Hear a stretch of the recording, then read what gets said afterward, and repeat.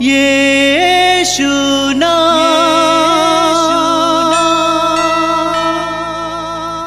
यीशु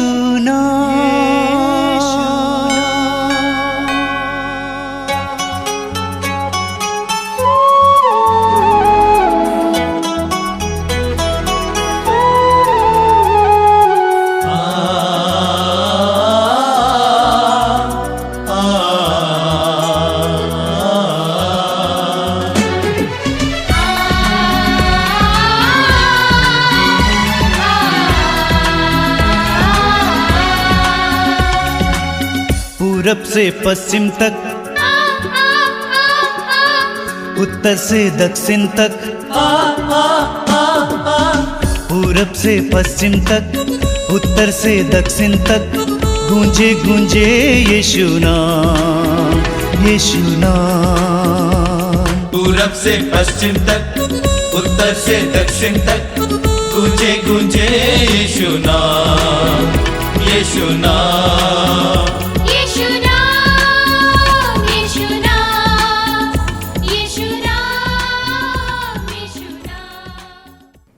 मेरे प्रिय भाई और बहनों, मैं आप सभी का इस मातृधाम सत्संग में हार्दिक स्वागत करता हूं।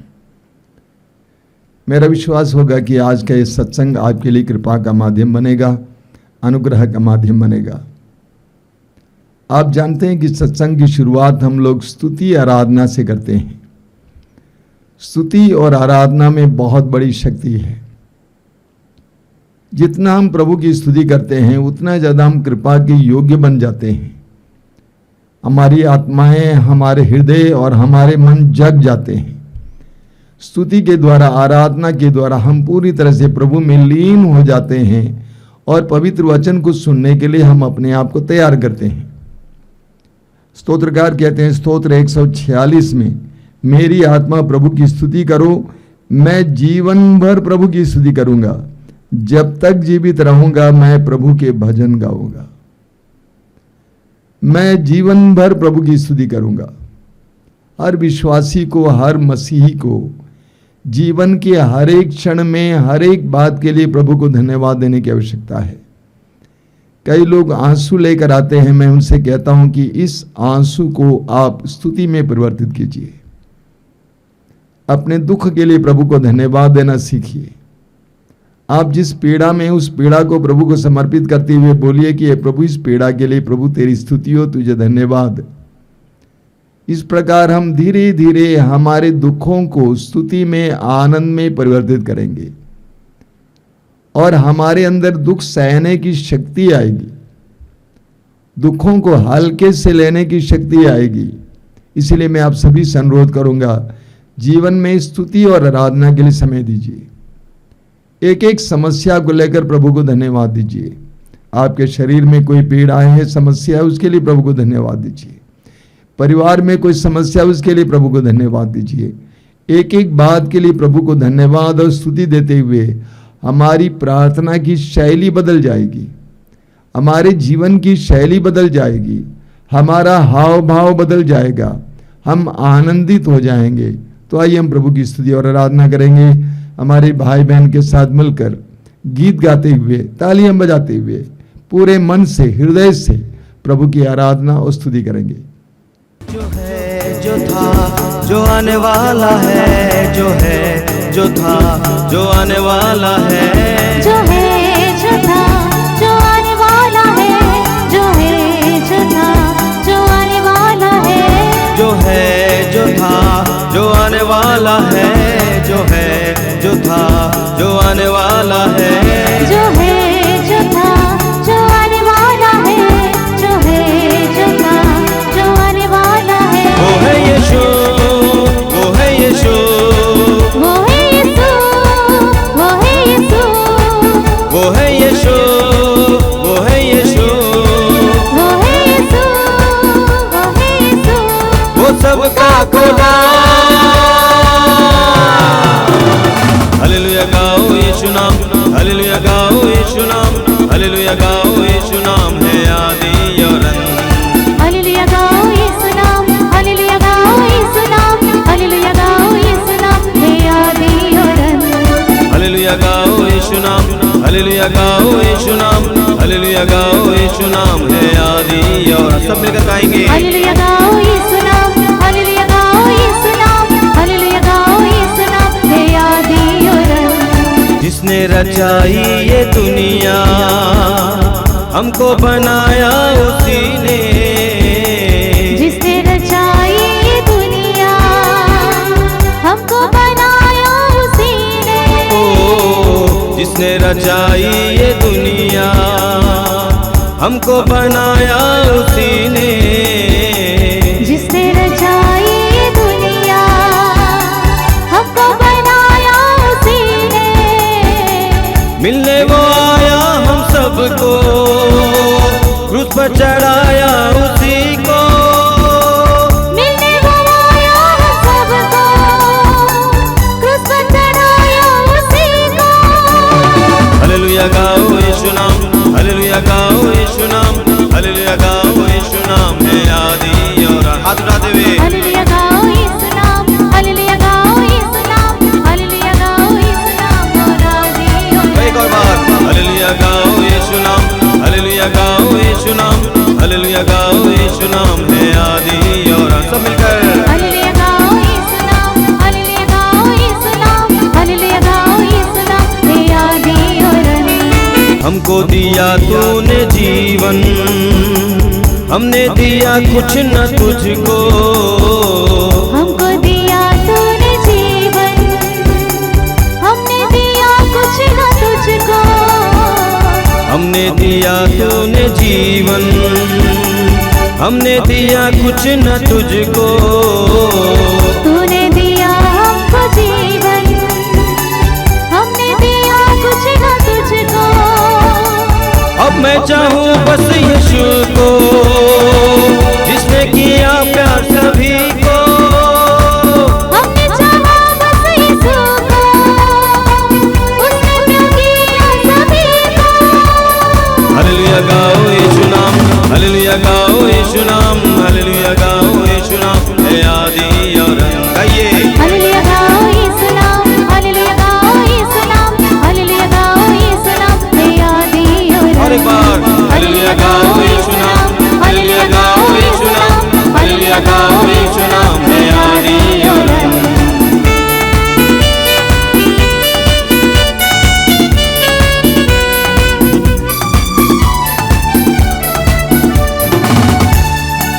पापों का कर्ज चुकाया, स्वर्ग का वारिस बनाया।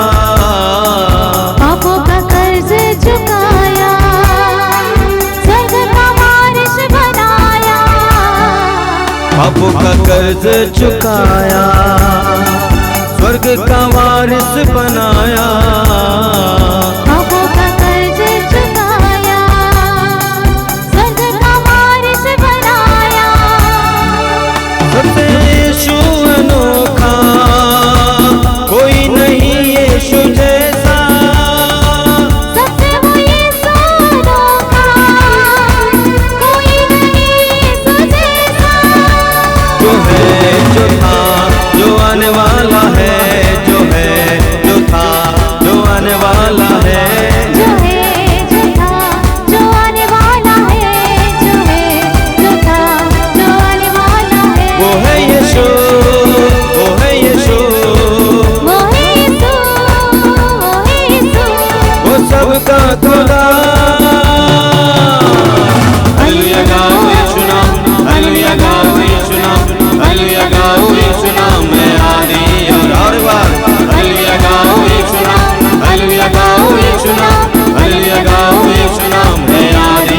सब मिलकर गाएंगे हालेलुया गाओ यीशु नाम, हालेलुया गाओ यीशु नाम, हालेलुया गाओ यीशु नाम है आदि और hallelujah hallelujah hallelujah hallelujah hallelujah hallelujah. सब मिलकर स्तुति करेंगे ऊंचे स्वर में स्तुति करेंगे।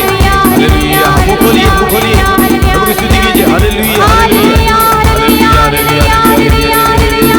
यीशु यीशु यीशु यीशु यीशु तेरी आराधना, तेरी स्तुति, तेरी प्रशंसा। Hallelujah hallelujah hallelujah hallelujah hallelujah hallelujah hallelujah hallelujah hallelujah.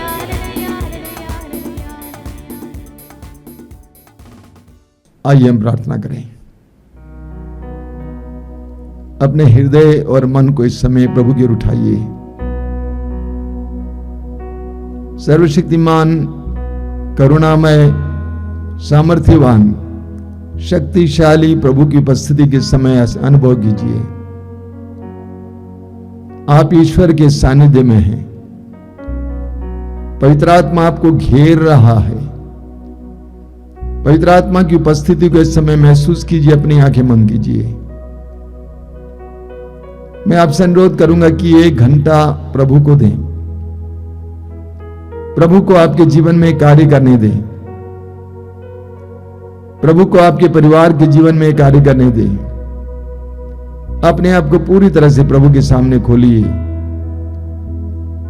अपनी पीड़ाओं को प्रभु के सामने रखिए। प्रभु से बोलिए कि प्रभु मैं टूटा हूं, मैं घायल हूं, मैं रोगी हूं, मैं पीड़ा में हूं, मेरे परिवार में समस्याएं हैं, मैं फंसा हूं, कोई भी मुझे निकाल नहीं सकता है। ऐसी परिस्थिति में तू ही एकमात्र मेरा मुक्तिदाता है यीशु। मेरे जीवन में आइए, मेरे परिवार में आइए। प्रभु यीशु मैं तुझे धन्यवाद देता हूं इस समय के लिए। मेरे भाई बहनों के लिए धन्यवाद देता हूं। धन्यवाद देता हूं क्योंकि वे तेरे पवित्र वचनों को सुनने के लिए, तेरी उपस्थिति में बैठने के लिए समय निकाले हैं। मैं विश्वास करता हूं कि तू उनको प्रतिफल देगा, तू उनके जीवन में कार्य करेगा। जो जो तेरे लिए अपने द्वार को खोल देता है, अपने हृदय के द्वार को, जीवन के द्वार को, परिवार के द्वार को खोल देता है, उसके जीवन में तू कार्य करेगा। प्रभु समय आइए, हमारे बीच में उतर आइए। तेरे आत्मा को भेजकर हमें समय तेरे आत्मा का एहसास कराइए। आइए मेरे भाई और बहनों, अपने हृदय और मन को इस समय तैयार कीजिए। पवित्र वचनों को सुनने के लिए अपने आप को तैयार कीजिए। प्रभु यीशु ने मत्ती के समाचार के अध्याय 13 में कहा है, जब तक मिट्टी तैयार नहीं है, बीज से अच्छी फसल नहीं आ सकती है। अगर मिट्टी अच्छी है, तैयार है, तो अच्छी फसल आ सकती है। आइए हम लोग इस समय पवित्र आत्मा से प्रार्थना करें। पवित्र आत्मा से कहें कि पवित्र आत्मा आइए, मेरे जीवन में आइए, मेरे परिवार में आइए, इस संगति में आइए। पवित्र आत्मा के लिए अपने हृदय और मन के द्वार को खोलिए। पवित्र आत्मा सत्य का आत्मा है। पवित्र आत्मा सामर्थ्य का आत्मा है। पवित्र आत्मा शक्ति का आत्मा है, शांति का आत्मा है। उस पवित्र आत्मा के लिए अपने हृदय और मन को खोलिए। हम पवित्र आत्मा का आह्वान करें। इस गीत के द्वारा पवित्र आत्मा का आह्वान करें। आंखें बंद करके, हाथ खुला रखकर पवित्र आत्मा के अभिषेक के लिए प्रार्थना कीजिए। पवित्र आत्मा मेरे दिल में आ। पवित्र आत्मा मेरे दिल में आ। पवित्र आत्मा मेरे दिल में आ।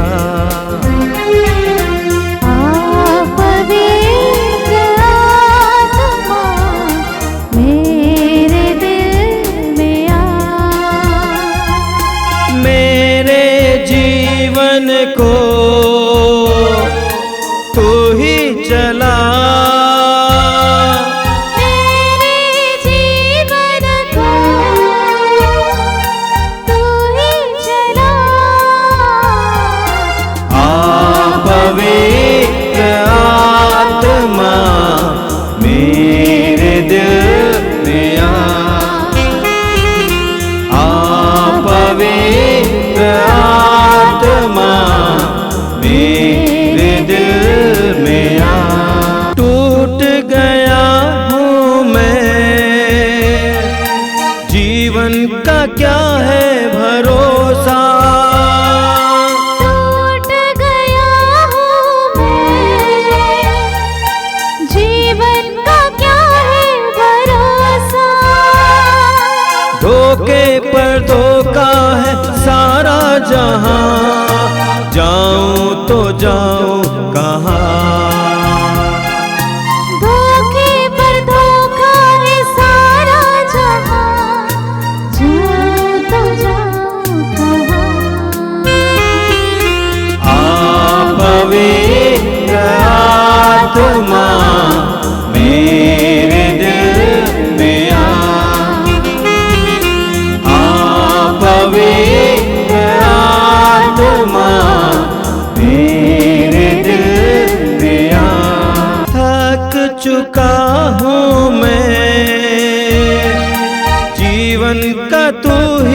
सहारा।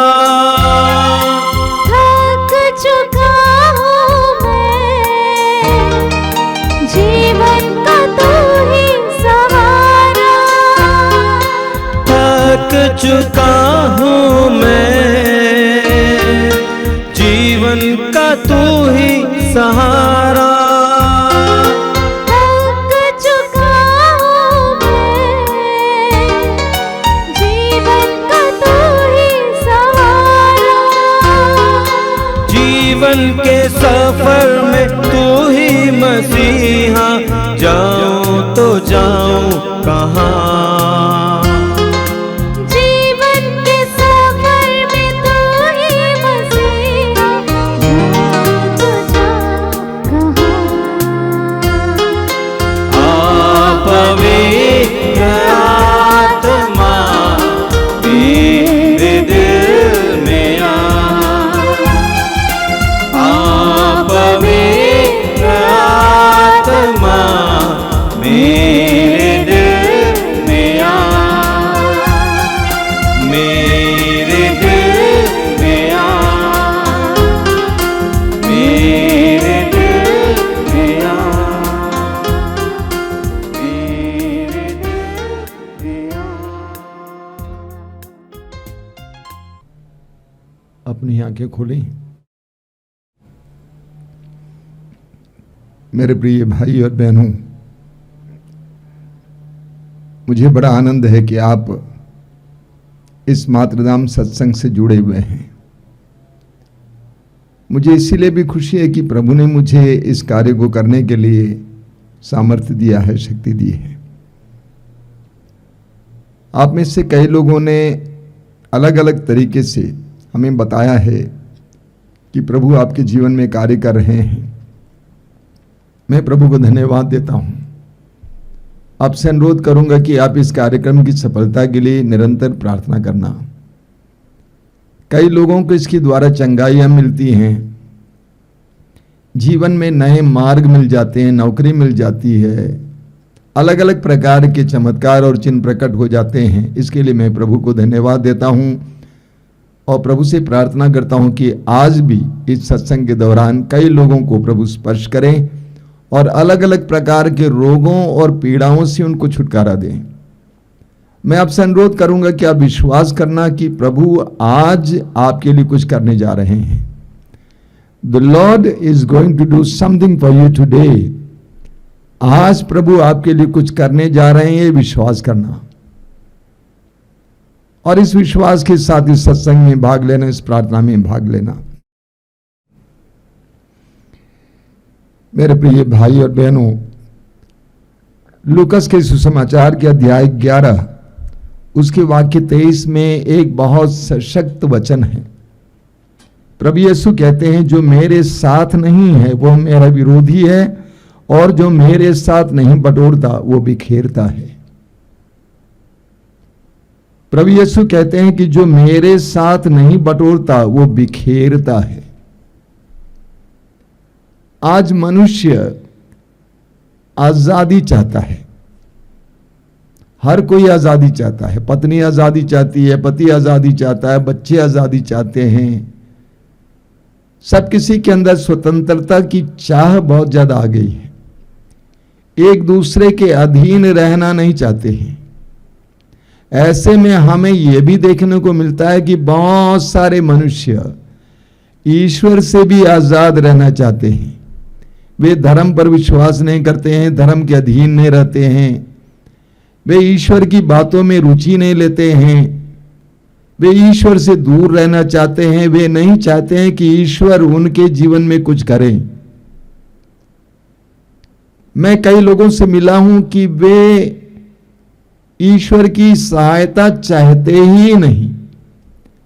जब मैं पूछता हूं कि आप प्रार्थना करते हैं तो वे हंसने लगते हैं, मुस्कुराने लगते हैं, क्योंकि वे ईश्वर से मदद चाहते ही नहीं। प्रभु यीशु कहते हैं, जो मेरे साथ नहीं बटोरता है वो बिखेरता है। जो मेरे साथ नहीं बटोरता है वो बिखेरता है। हमें उत्पत्ति ग्रंथ के अध्याय 11 में पढ़ने को मिलता है कि मनुष्य का विकास हुआ तो मनुष्य ने क्या कहा, आओ हम अपने लिए एक शहर बना लें और एक ऐसी मीनार जिसका शिखर स्वर्ग तक पहुंचे। हम अपने लिए नाम कमा लें जिससे हम सारी पृथ्वी पर बिखर न जाएं।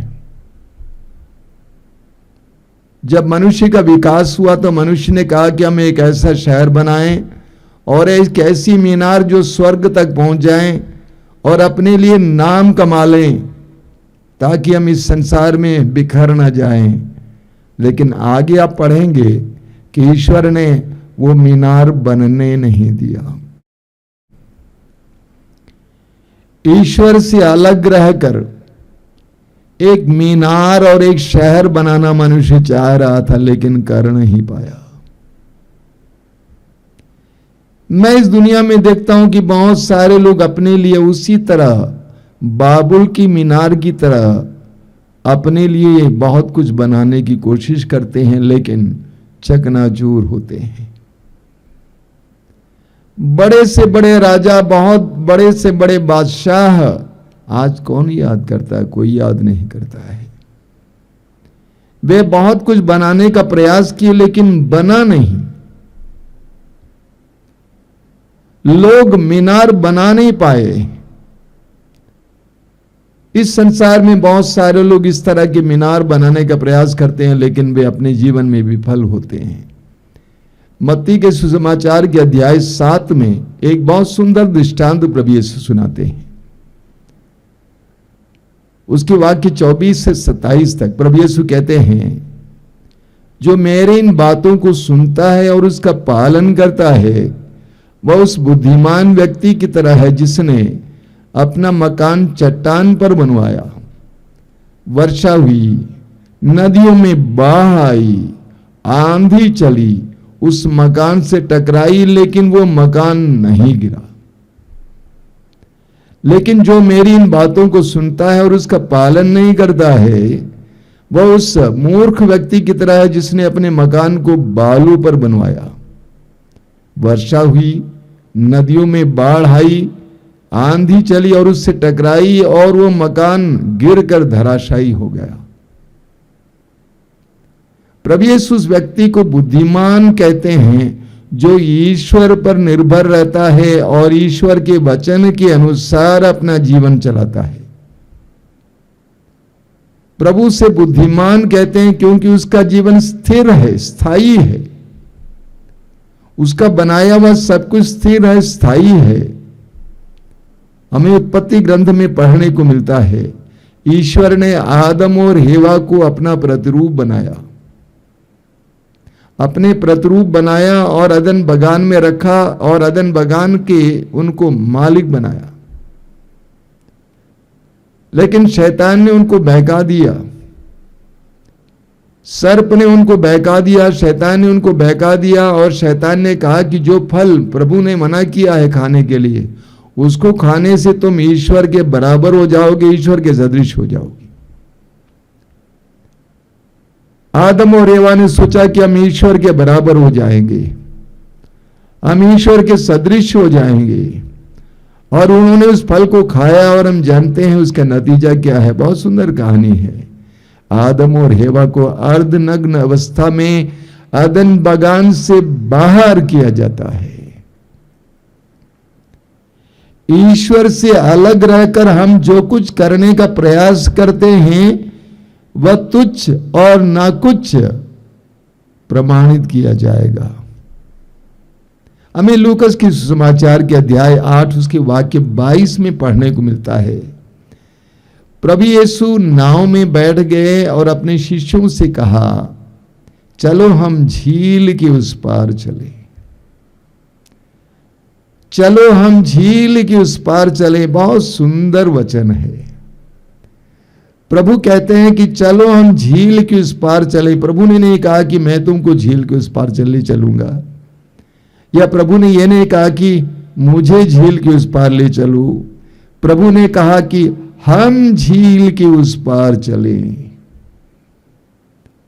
वास्तव में इस संसार में हमारा जीवन ईश्वर के साथ एक यात्रा है।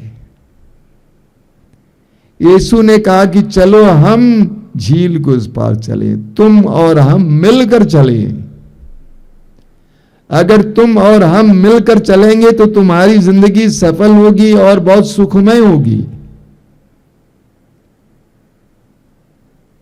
ये जीवन ईश्वर के साथ एक सुंदर यात्रा बननी चाहिए, लेकिन कितना नारकी और कटु बनता जा रहा है ईश्वर से अलग होकर।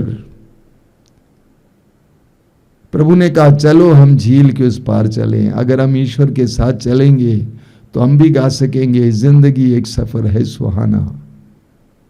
हमारी जिंदगी भी एक सुंदर सफर बन जाएगी।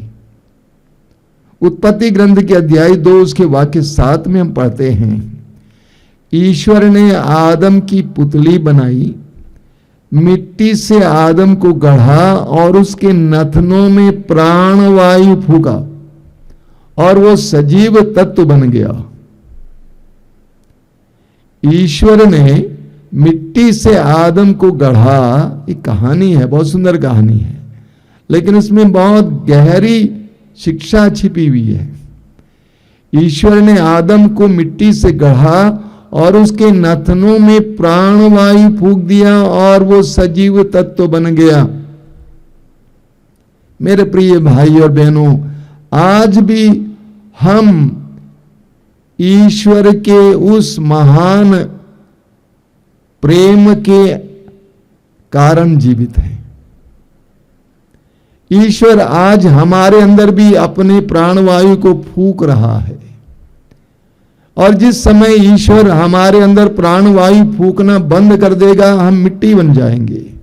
स्तोत्रकार कहता है स्तोत्र 139 में उसके वाक्य 13 में, तूने मेरे शरीर की सृष्टि की, तूने माता के गर्भ में मुझे गढ़ा। तूने मेरे शरीर की सृष्टि की, तूने माता के गर्भ में मुझे गढ़ा। ये एक सच्चाई है। हमारा अस्तित्व ईश्वर से आता है, हमारा जीवन ईश्वर से आता है, ये एक सच्चाई है। प्रेरित चरित्र की अध्याय 17 में संत पौलुस कहते हैं, एथेंस में संत पौलुस क्या कहते हैं? पौलुस कहते हैं उसी में हमारा जीवन, हमारी गति तथा हमारा अस्तित्व निहित है। उसी में हमारा जीवन, हमारी गति तथा अस्तित्व निहित है। हमें ईश्वर से अस्तित्व प्राप्त है। हमारा ये जीवन ईश्वर में है, यह एक सच्चाई है, इससे हम भाग नहीं सकते हैं। यूहन्ना के सुसमाचार के अध्याय 15 उसके वाक्य 4 और 5 में प्रभु यीशु कहते हैं, तुम मुझ में रहो और मैं तुम में रहूंगा। तुम मुझ में रहो और मैं तुम में रहूंगा। जिस तरह दाखलता में रहे बिना डाली स्वयं नहीं फल सकती, उसी तरह मुझ में रहे बिना तुम भी नहीं फल सकते। प्रभु कहते हैं तुम मुझ में रहो और मैं तुम में रहूंगा। जिस तरह दाखलता में रहे बिना डाली स्वयं नहीं फल सकती, उसी तरह मुझ में रहे बिना तुम भी नहीं फल सकते। वाक्य 5 में प्रभु कहते हैं मैं दाखलता हूं और तुम डालियां हो। जो मुझ में रहता है और मैं जिसमें रहता हूं वही बहुत फलता है, क्योंकि मुझसे अलग रहकर तुम कुछ भी नहीं कर सकते। क्योंकि मुझसे अलग रहकर तुम कुछ भी नहीं कर सकते, क्योंकि तुम मेरे जीवन का हिस्सा हो और मैं तुम्हारे जीवन का हिस्सा हूं। हमारा अलग अस्तित्व नहीं है। तुम डाली मात्र हो। हां, ये सच्चाई है कि डालियों पर ही फल आते हैं, लेकिन तुम डाली मात्र हो और मैं तना हूं। अगर मुझसे जुड़े रहोगे तो तुम फलोगे। मुझसे अलग रहकर तुम कुछ भी नहीं कर सकते। मुझसे अलग रहकर तुम कुछ भी नहीं कर सकते। वाक्य 6 को सुनिए। प्रभु कहते हैं यदि कोई मुझ में नहीं रहता तो वह सूखी डाली की तरह फेंक दिया जाता है। लोग ऐसी डालियां बटोर लेते हैं और आग में झोंक कर जला देते हैं। प्रभु कहते हैं यदि तुम मुझ में नहीं रहोगे तो तुम सूख जाओगे। तुम्हारा सूखना तय है, क्योंकि मैं ही जीवन का स्रोत हूं।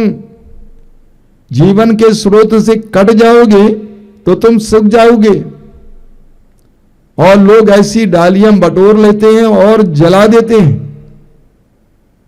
इसलिए प्रभु कहते हैं कि तुम मुझ में रहो और मैं तुम में रहूंगा। इस बाइबल को हम दो भागों में विभाजित कर सकते हैं। एक है पुराना विधान और एक है नया विधान। पुराना व्यवस्थान और नया व्यवस्थान। ये विधान या व्यवस्थान क्या है? पूरी बाइबल में जो कहानी, जो घटना बताई गई है, जो बातें बताई गई हैं, जो शिक्षाएं दी गई हैं, उसका निचोड़ यह है कि ईश्वर हमसे प्रेम करता है और ईश्वर हमारे साथ एक रिश्ता बनाए रखना चाहता है। और हमारे जीवन का कल्याण, हमारे जीवन की सफलता इसमें है कि हम ईश्वर के साथ जुड़कर उस विधान के अनुसार जीवन जिए। ईश्वर ने इस्राएली जनता से कहा कि मैं तुम्हारे साथ एक विधान बनाऊंगा, तुम मेरी प्रजा बने रहोगे और मैं तुम्हारा ईश्वर रहूंगा। और जब तक इस्राएली जनता प्रभु की इस बात को मानती रही, तब तक वे सुरक्षित रहे। जब तक वे ईश्वर की प्रजा के रूप में जीवन जी रहे थे, तब तक ईश्वर उनका संरक्षक बना रहा, ईश्वर उनका रक्षक बना रहा। ईश्वर ने स्वयं इस्राएलियों की लड़ाई लड़ी, इस्राएलियों के लिए लड़ाई लड़ी। प्रभु कहते हैं तुम मेरी प्रजा बने रहो और मैं तुम्हारा ईश्वर बना रहूंगा। ये हमारे लिए भी एक सच्चाई है। अगर हम ईश्वर को हमारे जीवन में कार्य करने देते हैं, हम ईश्वर के साथ जुड़े रहते हैं, तो हमारे जीवन में भी ईश्वर के संरक्षण का एहसास होगा, हमारे जीवन में भी ईश्वर की रक्षा का एहसास होगा। देखिए स्तोत्रकार क्या कहता है स्तोत्र 23 में, प्रभु मेरा चरवाहा है, मुझे किसी बात की कमी नहीं। प्रभु मेरा चरवाहा है, मुझे किसी बात की कमी नहीं। स्तोत्र 23 को आप बराबर पढ़ते हैं, बहुत सुंदर स्तोत्र है। स्तोत्र 23 में स्तोत्रकार क्या कहता है, प्रभु मेरा चरवाहा है, मुझे किसी बात की कमी नहीं। वह मुझे हरे मैदानों में बैठाता और शांत जल के पास ले जाकर मुझ में नवजीवन का संचार करता है। चाहे अंधेरी घाटी होकर जाना पड़े, मुझे किसी अनिष्ट की शंका नहीं, क्योंकि तू मेरे साथ रहता है। मुझे तेरी लाठी, तेरे डंडे पर भरोसा है। जब हम प्रभु को अपना चरवाहा बनाते हैं, मानते हैं, तो हमारे जीवन में कोई कमी नहीं होगी। सारी कमियों को प्रभु पूर्ण करेंगे। पेतरुस अपने पहले पत्र के अध्याय 5 वाक्य 7 में कहते हैं, आप अपनी सारी चिंताएं उस पर छोड़ दें। आप अपनी सारी चिंताएं उस पर छोड़ दें, क्योंकि वह आपकी सुधि लेता है। एक महत्वपूर्ण बात है। पेतरुस कहते हैं कि आप अपनी सारी चिंताएं उस पर छोड़ दें, क्योंकि वह आपकी सुधि लेता है। वह आपकी सुधि लेता है। वह आपकी आवश्यकताओं को जानता है। वो आपका ख्याल करता है। आपको क्या करना है? अपनी सारी चिंताओं को प्रभु के हाथ में समर्पित करना है। स्तोत्र 131 में उसके वाक्य 2 में क्या लिखा हुआ है? बहुत जबरदस्त वचन है। मां की गोद में सोए हुए दूध छुड़ाए बच्चे के सदृश मेरी आत्मा शांत और मौन है। स्तोत्रकार कहता है, मैं प्रभु पर इतना भरोसा रखता हूं, मैं प्रभु के साथ जुड़ा हूं, मेरा जीवन प्रभु के साथ जुड़ा हुआ है, इसीलिए मां की गोद में सोए हुए दूध छुड़ाए बच्चे के सदृश मेरी आत्मा शांत और मौन है। इस दुनिया में बहुत सारे लोग बहुत ज्यादा चिंतित हैं, बहुत ज्यादा बेचैन हैं। उनकी बेचैनी का कारण क्या है? उनकी बेचैनी का कारण है कि वे प्रभु पर भरोसा नहीं रखते हैं। वे प्रभु के साथ जुड़कर जीवन नहीं जीते हैं। जो प्रभु के साथ जुड़कर जीवन जीता है उसके अंदर शांति रहेगी। जो प्रभु के साथ जीवन जीता है वो फलवंत होगा, वो फल उत्पन्न करेगा, उसके जीवन में सफलता नजर आएगी, उसके जीवन में शांति नजर आएगी। लेकिन जो प्रभु के साथ जुड़ा हुआ नहीं है वो बहुत ज्यादा बेचैन रहेगा और शांत रहेगा। देखिए स्तोत्रकार क्या कहता है, स्तोत्रकार कहता है स्तोत्र 118 में उसके वाक्य 6 से 9 तक, प्रभु मेरे साथ है मुझे कोई भय नहीं। प्रभु मेरे साथ है मुझे कोई भय नहीं, मनुष्य मेरा क्या कर सकते हैं? प्रभु मेरे साथ है, वो मेरी सहायता करता है, मैं अपने शत्रुओं का डट कर सामना करता हूं। मनुष्यों पर भरोसा रखने की अपेक्षा प्रभु की शरण जाना अच्छा है। स्तोत्रकार कहता है मनुष्यों पर भरोसा रखने की अपेक्षा प्रभु की शरण जाना अच्छा है। आगे, शासकों पर भरोसा रखने की अपेक्षा प्रभु की शरण जाना अच्छा है। स्तोत्रकार अपने में बहुत शांति का एहसास करता है क्योंकि वो अपने जीवन को प्रभु पर बना रहा है। कहा जाता है कि स्तोत्र राजा दाऊद के द्वारा लिखा गया है। राजा दाऊद ईश्वर पर भरोसा रखता है। राजा दाऊद इस्राएल का वो राजा था जो यशस्वी था और 40 साल तक शासन किया। जहां भी जाता था उसको विजय मिलती थी। वही राजा कहता है कि शासकों पर भरोसा रखने की अपेक्षा ईश्वर की शरण जाना अच्छा है। शासकों पर भरोसा रखने की अपेक्षा ईश्वर की शरण जाना अच्छा है। कई लोग अपने टैलेंट्स पे, अपनी प्रतिभाओं पर निर्भर रहते हैं। कई लोग अपनी बुद्धि पर निर्भर रहते हैं। मुझे कई ऐसे युवक युवतियों से मिलने का मौका मिलता है जो कहते हैं कि मैंने बहुत परिश्रम किया, बहुत पढ़ाई की, मुझे अच्छी खासी नंबर भी मिली है, लेकिन जिंदगी नहीं बन रही है। मैंने कहा प्रभु के साथ जुड़ जाओ। एक बात की कमी है, वो है कृपा। और वो कृपा तुम्हें बाजार में नहीं मिलेगी, किसी यूनिवर्सिटी में नहीं मिलेगी, किसी किताब में नहीं मिलेगी। वो कृपा तुम्हें प्रभु के शरण में मिलेगी।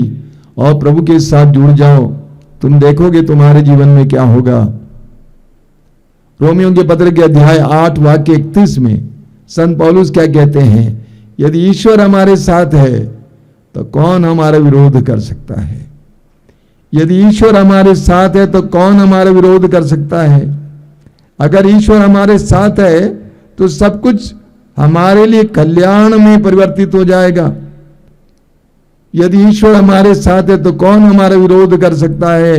स्तोत्र 5 में लिखा हुआ है, स्तोत्र 5 उसके वाक्य 12 में, जो तेरी शरण जाते हैं वे सब आनंद मनाएंगे। जो तेरी शरण जाते हैं वे सब आनंद मनाएंगे। तू उनकी रक्षा करेगा, वे सदा हर्षित रहेंगे। जो तेरे नाम के प्रेमी है वे आनंद के गीत गाएंगे। बहुत सुंदर है। क्या लिखा हुआ है? जो तेरी शरण जाते हैं वे सब आनंद मनाएंगे। तू उनकी रक्षा करेगा, वे सदा हर्षित रहेंगे। जो तेरे नाम के प्रेमी है वे आनंद के गीत गाएंगे। प्रभु यीशु ने कहा जो मेरे साथ नहीं बटोरता है वो बिखेरता है, लेकिन जो यीशु के साथ बटोरता है वो बिखेरता नहीं है। उसका जो भी बटोरा हुआ वो बढ़ता जाता है, उसके अंदर आनंद होगा। एक सच्चे विश्वासी, एक सच्चे मसीही की पहचान यह है आनंद। वो आनंदित रहता है हर परिस्थिति में।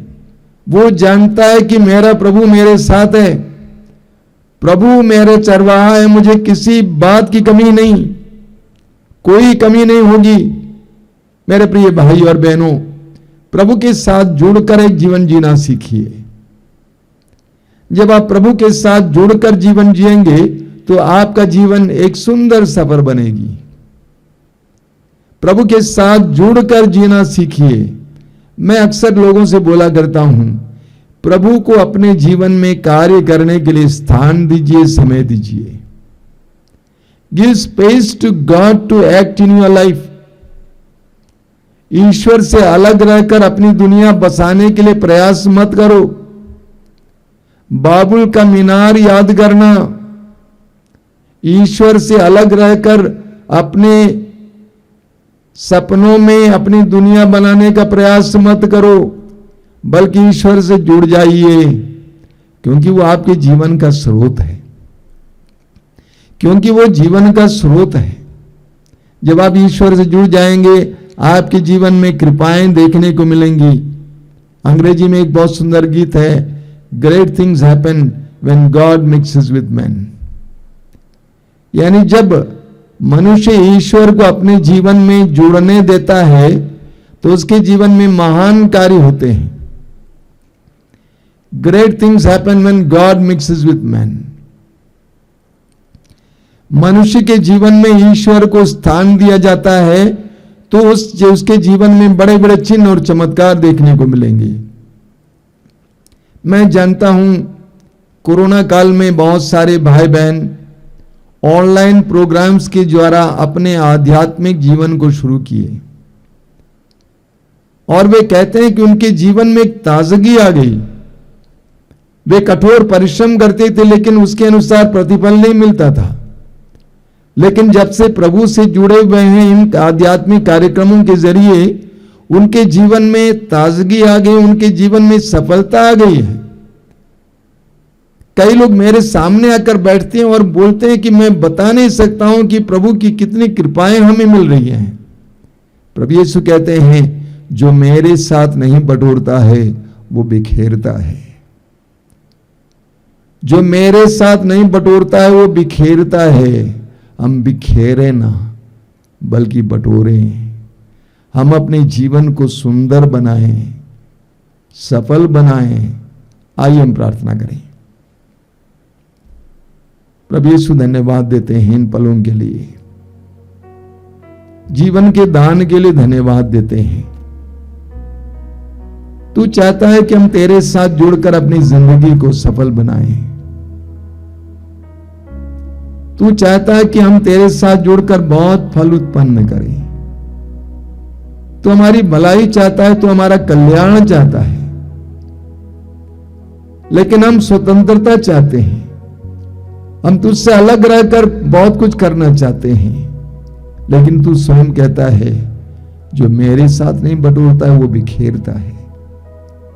प्रभु हमें तेरे अधीन होने के लिए कृपा दीजिए, तेरे साथ जुड़कर जीवन जीने के लिए कृपा दीजिए, तेरे साथ यात्रा करने के लिए जीवन जीने के लिए कृपा दीजिए। धन्यवाद यीशु, धन्यवाद।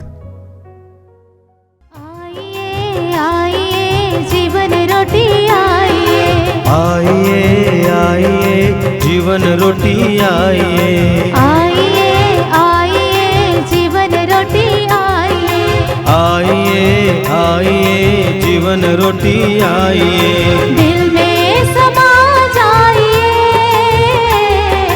दिल में समा जाइए, दिल में समा जाइए,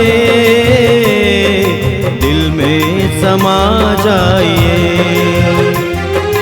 आइए आइए जीवन रोटी आइए, आइए आइए जीवन रोटी आइए। दिल में समा जाइए, दिल में समा जाइए, दिल में समा जाइए, दिल में समा जाइए। आइए आइए जीवन रोटी आइए, आइए आइए जीवन रोटी आइए। तुम हो प्रभु स्वर्ग का राज, हम तो दर्शन के भूखे जन्म से अभागे। तुम हो दर्शन के भूखे जन्म से अभागे।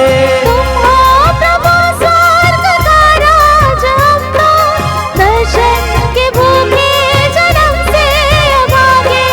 तुम हो प्रभु स्वर्ग का राज, हम तो दर्शन के भूखे जन्म से अभागे। तन मन को शांत करने आ जाइए, रग रग में प्राण भरने आ जाइए। तन मन को शांत करने आ जाइए, रग रग में प्राण भरने आ जाइए। तन मन को शांत करने आ जाइए, रग रग में प्राण भरने आ जाइए। तन मन को शांत करने आ जाइए, रग रग में प्राण भरने आ जाइए। आइए आइए जीवन रोटी आइए, आइए आइए जीवन रोटी आइए, दिल में समा जाइए, दिल में समा जाइए,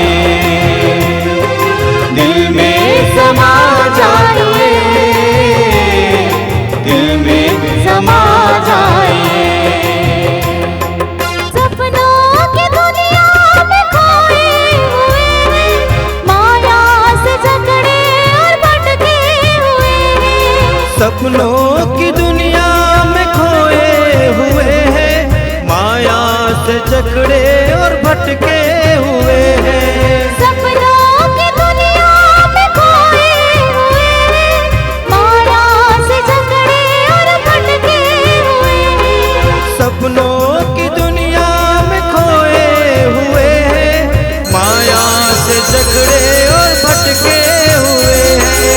पाप शाप काटने प्रभु आइए, दीप प्रेम का जलाने आ जाइए।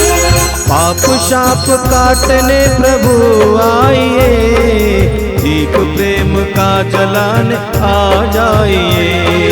पाप शाप काटने प्रभु आइए, दीप प्रेम का जलाने आ जाइए।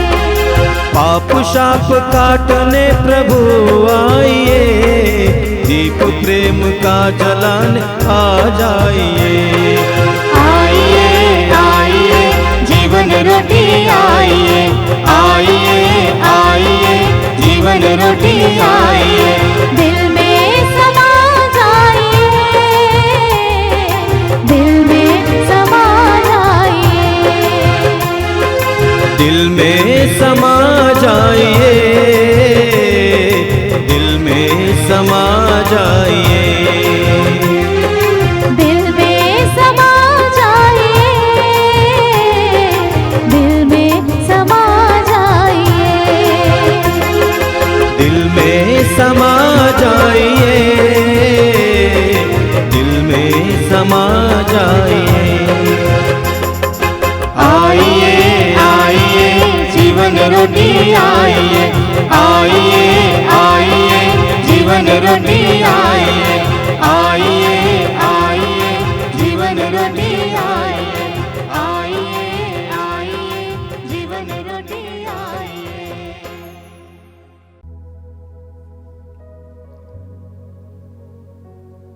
आइए हम प्रभु की आराधना में लग जाएं। मैं आप सभी से अनुरोध करूंगा, आप जहां कहीं से भी हमारे साथ जुड़ रहे हैं, अपनी आंखें बंद रखें और इस आराधना के समय अपने आप को प्रभु के साथ जोड़ें। यूहन्ना के सुसमाचार के अध्याय 4 में प्रभु यीशु ने कहा है, ईश्वर आत्मा है और उसके आराधकों को चाहिए आत्मा और सच्चाई से उसकी आराधना करें। प्रभु चाहते हैं कि हम लोग अपने हृदय की गहराई से उनके साथ जुड़ें। प्रभु चाहते हैं कि हम ईमानदारी के साथ उनके साथ जुड़ें। हम ईश्वर को ठग नहीं सकते, हम ईश्वर को धोखा नहीं दे सकते हैं। वो हमें जानता है, आइए हम अपने हृदय और मन को स्वच्छ करके ईमानदारी के साथ इस समय प्रभु के साथ जुड़ जाएं। जैसा कि उस गीत में गाया जाता है, आराधना में है चंगाई है, आराधना में छुटकारा है। इस आराधना के समय प्रभु हमारे हर प्रकार के बंधन को खोलना चाहते हैं। प्रभु के साथ जुड़ जाइए। आंखें बंद करके अपने हृदय और मन को पूरी तरह से प्रभु पर लगाइए। प्रभु यीशु, मैं तुझे धन्यवाद देता हूं इन पलों के लिए। मैं जानता हूं कि इस समय तू मेरे भाई बहनों के करीब है। मैं जानता हूं कि तू एक ऐसा प्रभु है जो हम पर दया करता है, जो हमारे पापों का नजरअंदाज करता है। मैं जानता हूं कि तू एक ऐसा प्रभु है जो हमें जानता है, हमारी दुर्बलताओं को जानता है, हमारी कमियों को जानता है, हमारी आवश्यकताओं को जानता है। प्रभु यीशु, इस समय मेरे भाई बहनों के जीवन में आइए, उनकी हर प्रकार की परिस्थिति में आइए। कई भाई बहन इस समय आंसुओं के साथ इस आराधना में भाग ले रहे हैं, दर्द पीड़ा के साथ इस समय इस आराधना में भाग ले रहे हैं। प्रभु यीशु, तूने उनके एक एक बूंद आंसू को देखा है। तेरे वचन में लिखा हुआ है, मेरी विपत्तियों का विवरण और मेरे आंसुओं का लेखा तेरे पास है। तेरे पास मेरे आंसुओं का लेखा है यीशु। एक एक भाई बहन को समय स्पर्श करना, इस आराधना के द्वारा इनके जीवन में प्रवेश करना यीशु। आइए मेरे भाई और बहनों, अपने हृदय और मन को इस समय प्रभु की ओर उठाइए। स्तोत्रकार कहता है कि मैं अपनी आंखें पर्वतों की ओर उठाता हूं। पर्वत ईश्वर का सानिध्य है, ईश्वर की उपस्थिति है। हम अपनी आंखें इस समय ईश्वर की उपस्थिति की ओर उठाएं, अपना हृदय खोलें, हृदय की गहराई से इस समय हम प्रभु के साथ जुड़ जाएं। प्रभु हमें प्रेम करते हैं, हमारे बंधनों से हमें आजाद करना चाहते हैं। क्या कोई ईमानदारी के साथ इस समय प्रभु से कहेगा कि प्रभु मुझे इस शराब के नशे के बंधन से छुटकारा दे? आपको छुटकारा मिल जाएगा। ईमानदारी अति आवश्यक है। पूरी ईमानदारी के साथ हम प्रभु के पास समय आएंगे और प्रभु हमारे बंधनों को खोलेंगे, हर प्रकार के बंधन को खोलकर हमें आजाद करेंगे। बोलिए hallelujah, hallelujah, hallelujah, hallelujah, hallelujah. Hallelujah. हे प्रेमी पिता, हे प्रेमी पिता, तेरी आराधना हो, तेरी आराधना, तेरी महिमा हो। तेरी महिमा, हे प्रभु यीशु, हे प्रभु यीशु, तेरी आराधना हो, तेरी आराधना, तेरी महिमा हो। तेरी महिमा, हे पवित्र आत्मा, हे पवित्र आत्मा, तेरी आराधना हो, तेरी आराधना, तेरी महिमा हो। तेरी महिमा, hallelujah, hallelujah, hallelujah, hallelujah, hallelujah. Hallelujah. मैं प्रभु को प्यार करता हूँ, मैं प्रभु को प्यार करता हूँ, मैं प्रभु को प्यार करता हूँ, मैं प्रभु को प्यार करता हूँ, क्योंकि वह मेरी पुकार सुनता है। क्योंकि वह मेरी पुकार सुनता है। मैं जीवन भर उसका नाम लेता रहूंगा, मैं जीवन भर उसका नाम लेता क्योंकि रहूंगा, उसने मेरी दुहाई पर क्योंकि उसने मेरी दुहाई पर ध्यान दिया है। ध्यान दिया है। मैं मृत्यु के बंधनों में से जकड़ा था मैं मृत्यु के बंधनों से जकड़ा था और अधोलोक के फंदों में और अधोलोक के फंदों में फंसा हुआ था। फंसा हुआ था। मैं संकट और शोक से घिरा हुआ था। मैं संकट और शोक से घिरा हुआ था। तब मैंने प्रभु का नाम लेकर पुकारा, तब मैंने प्रभु का नाम लेकर पुकारा। प्रभु मेरे प्राणों की रक्षा कर। प्रभु मेरे प्राणों की रक्षा कर। प्रभु न्याय प्रिय और दयालु है। प्रभु न्याय प्रिय और दयालु है। हमारा ईश्वर करुणामय है। हमारा ईश्वर करुणामय ओ है। मेरी आत्मा, हे मेरी आत्मा, तू फिर शांत हो जाओ, तू फिर शांत हो क्योंकि जाओ, प्रभु ने तेरा उपकार किया है। क्योंकि प्रभु ने तेरा उपकार किया। Hallelujah, hallelujah, hallelujah, hallelujah, hallelujah, hallelujah, hallelujah. Hallelujah. संकट में मैंने प्रभु को पुकारा, संकट में मैं प्रभु को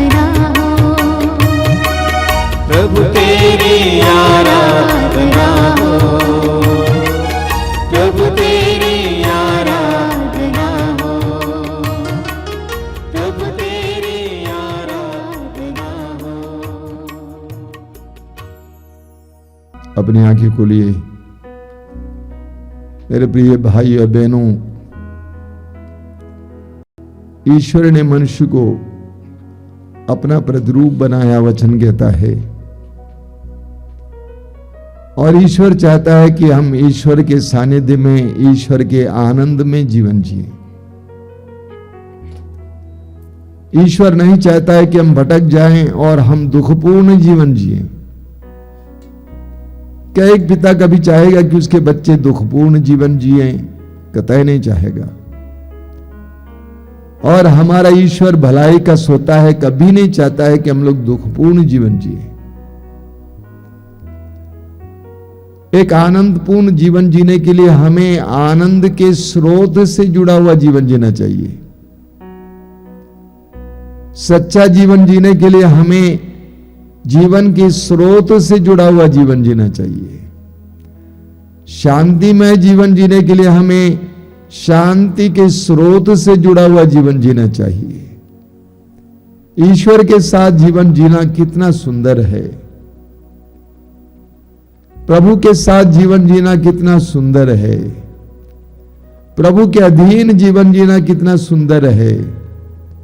जो विश्वासी, जो मसीह अपने आप को पूरी तरह से प्रभु के अधीन करता है, वो कभी चिंतित नहीं रहेगा, क्योंकि उसकी चिंताओं को प्रभु स्वयं अपना लेते हैं। उसकी चिंताएं प्रभु की चिंता हो जाएगी। संत पेतरुस कहते हैं, पेतरुस का पहला पत्र अध्याय 5 वाक्य 7 में, आप अपनी सारी चिंताएं उस पर छोड़ दें, क्योंकि वह आपकी सुधि लेता है। यानी आप निश्चिंत जीवन जिए, क्योंकि आपका प्रभु, आपका ईश्वर आपकी सुधि लेता है, आपका ख्याल करता है, आपके बारे में सोचता है। ईश्वर ने हमें हमारी माताओं के गर्भ में बनाने के बाद, या हमें माताओं के गर्भ से बाहर लाने के बाद हमें यूं ही नहीं छोड़ा है। वो चाहता है कि जिसने हमें बनाया वो हमें संभाले, हमारे साथ रहें और हमारे जीवन को संवारें, हमारे जीवन को सुखमय और कल्याणमय बनाएं। लेकिन बड़े दुर्भाग्य की बात है कि मनुष्य ईश्वर से जुड़कर जीना नहीं चाहता है। मनुष्य आजादी चाहता है, मनुष्य घमंड करता है, अपनी शारीरिक शक्ति पर घमंड करता है, अपनी बुद्धि शक्ति पर घमंड करता है, अपने सौंदर्य पर घमंड करता है, अपनी धन संपत्ति पर घमंड करता है, अपनी उपलब्धियों पर घमंड करता है, और वो सोचता है कि मैं ही ईश्वर हूं।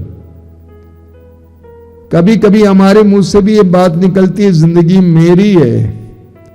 वास्तव में एक सच्चाई नहीं है, ये जिंदगी हमें दी गई है। कुरिन्थियों के पहले पत्र के अध्याय 4 वाक्य 7 में संत पौलुस कहते हैं, आपके पास क्या है जो आपको दिया नहीं गया है? आपके पास क्या है जो आपको दिया नहीं गया है? आपके पास जो कुछ है वो आपको दिया गया है।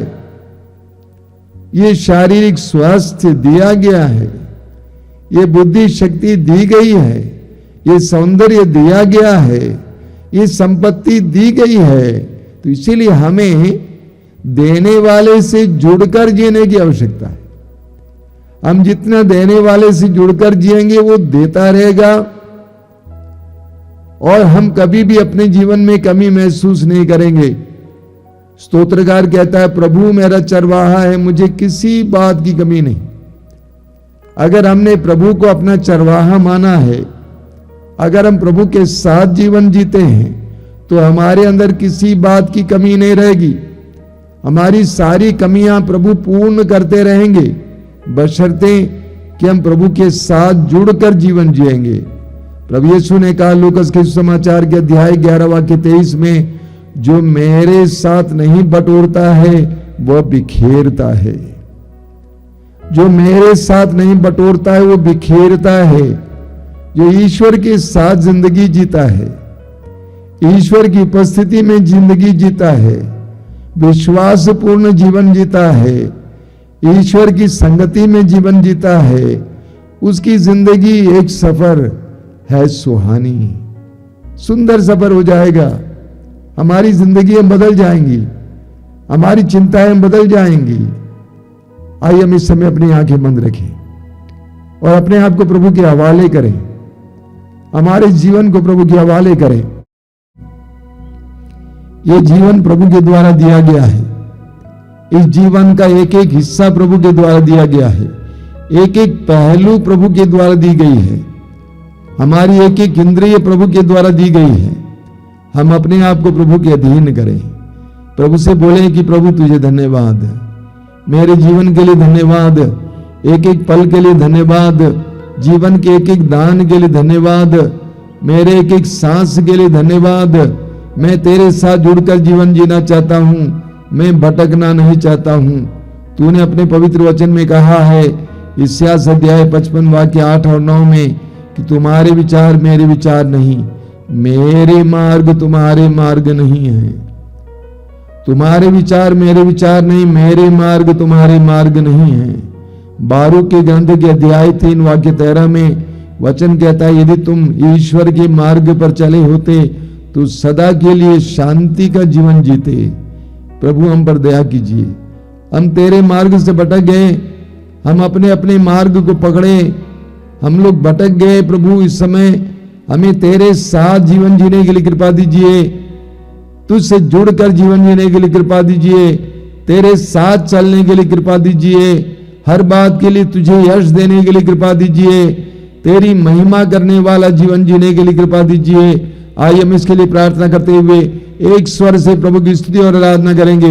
Hallelujah hallelujah hallelujah hallelujah hallelujah hallelujah hallelujah hallelujah hallelujah hallelujah hallelujah hallelujah hallelujah hallelujah hallelujah. धन्यवाद यीशु, तेरी स्तुति हो। आइए हम लोग इस समय हमारे बीच में जो रोगी हैं उन सारे रोगी भाई बहनों के लिए प्रार्थना करेंगे। मैं जानता हूं कि इस समय इस प्रार्थना में बहुत सारे भाई बहन भाग ले रहे हैं जो अलग अलग प्रकार के रोग से पीड़ित हैं। कोई मानसिक रोग से पीड़ित है, कोई शारीरिक रोग से पीड़ित है, कैंसर के रोग से पीड़ित है, एड्स के रोग से पीड़ित है, हृदय रोग से पीड़ित हैं, किडनी के गुर्दे के रोग से पीड़ित हैं। अलग अलग प्रकार के रोगों से पीड़ित भाई बहन इस समय हमारे साथ जुड़े हुए हैं। आइए मेरे भाई और बहनों, हम इस समय उनके लिए प्रार्थना करेंगे। मैं सभी रोगी भाई बहनों से अनुरोध करूंगा कि इस समय अपने रोग को प्रभु के अधीन करना, प्रभु के हाथ में सौंप देना, ये विश्वास करना कि प्रभु के लिए कुछ भी असंभव नहीं है। ऐसे विश्वास के साथ ऊंची आवाज में चंगाई के लिए प्रार्थना करते हुए हम प्रभु की स्तुति और आराधना करेंगे। Hallelujah hallelujah hallelujah hallelujah hallelujah. चंगाई चंगाई चंगाई चंगाई चंगाई चंगाई चंगाई चंगाई चंगाई चंगाई चंगाई चंगाई चंगाई चंगाई हर तरह के रोग से, हर तरह के रोग से चंगाई चंगाई चंगाई चंगाई। आजादी आजादी आजादी आजादी आजादी। छुटकारा छुटकारा छुटकारा छुटकारा। Hallelujah hallelujah hallelujah hallelujah hallelujah.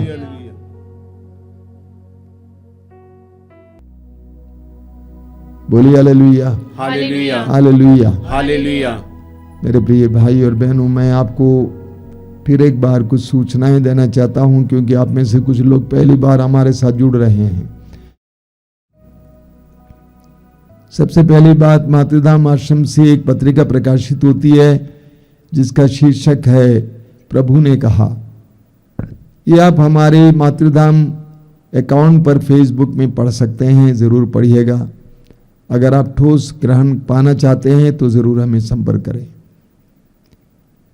मातृधाम radio आजकल हजारों लोग सुन रहे हैं। मैं आपसे भी अनुरोध करूंगा कि सुनिएगा।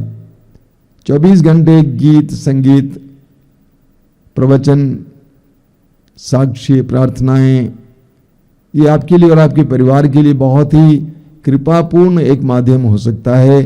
मातृधाम रेडियो सुनिए। आपको ऐप डाउनलोड करना होगा प्ले स्टोर से, मातृधाम रेडियो, और उसको ज़रूर सुने, प्रभु की कृपाएं पाएं। यूट्यूब के द्वारा जो कार्यक्रम संचालित किए जाते हैं या प्रसारित किए जाते हैं वे कार्यक्रम इस प्रकार हैं। सुबह 5 बजे रोज की रोटी, दोपहर को 3 बजे करुणामाला लाइव, शाम को 7 बजे कृपाधारा लाइव, मंगलवार को शाम को 5 बजे युवा तरंग युवाओं के लिए, शुक्रवार को शाम को 6 बजे पवित्र रक्ताभिषेक प्रार्थना, शक्तिशाली प्रार्थना है, ज़रूर भाग लें। और रविवार को दोपहर 12 बजे मातृधाम सत्संग और सुबह 5 बजे मिसा बलिदान। इसके अलावा यूट्यूब में रात को 8:30 बजे रोज प्रतिदिन आशीर्वाद, एक छोटी सी प्रार्थना है सोने से पहले की। ज़रूर इन सारे कार्यक्रमों में सहभागी हो जाइए और प्रभु की आशीष प्राप्ति कीजिए। प्रभु आप सबको आशीर्वाद दें। आइए हम लोग इस समय प्रभु की आशीष पाएंगे। आशीष पाते समय जो लोग तेल और पानी पर आशीष चाहते हैं वे लोग इस समय अपने हाथ में उठा के पकड़ेंगे और प्रभु से प्रार्थना करेंगे कि प्रभु इस जल को और तेल को शुद्ध और पवित्र कीजिए। इसके द्वारा बहुत सारे चिन्ह और चमत्कार प्रकट हों, रोगियों को चंगाई मिले, बंधनों से आजादी मिले।